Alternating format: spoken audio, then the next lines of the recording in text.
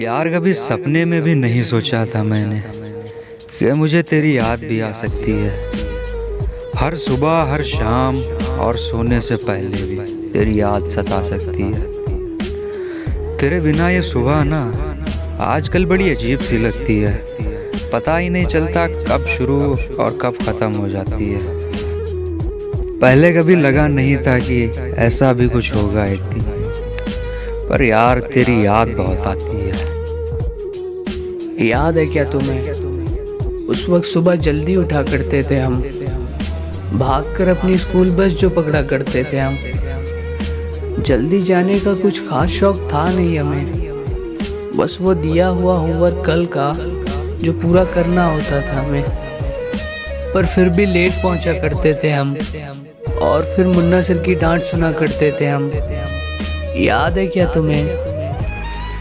Assembly में तेज धूप में हम कैसे जल रहे होते थे, फिर असेंबली खत्म होते ही कैसे एक सीधी लाइन में सब साथ चल रहे होते थे।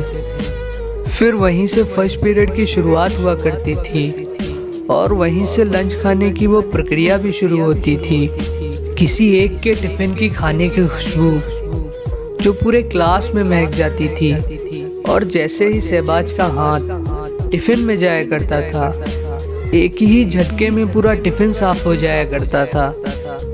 याद है क्या तुम्हें वो क्लास में हमारा जोर जोर से शोर मचाना, फिर टीचर का चीख कर हम सबको चुप कराना।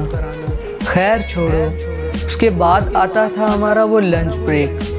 पूरे 4 पीरियड लगातार लगाने के बाद क्या बताऊं यार, वो हमें कितनी कमाल की राहत देता था।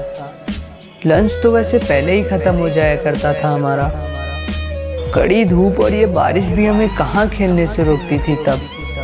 हाफ टाइम की एक पेटीज ही अपने लिए पार्टी हुआ करती थी तब।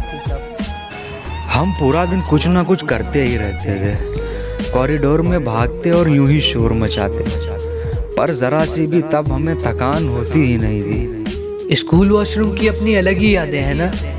भले ही हम उन्हें याद नहीं करते, पर कहानियां वहाँ भी कहीं है ना।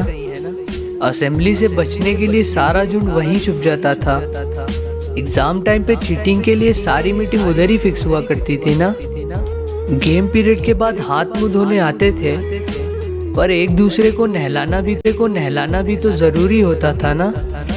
दिवाली में पटाखे फोड़ने की शुरुआत भी वॉशरूम से ही होती थी।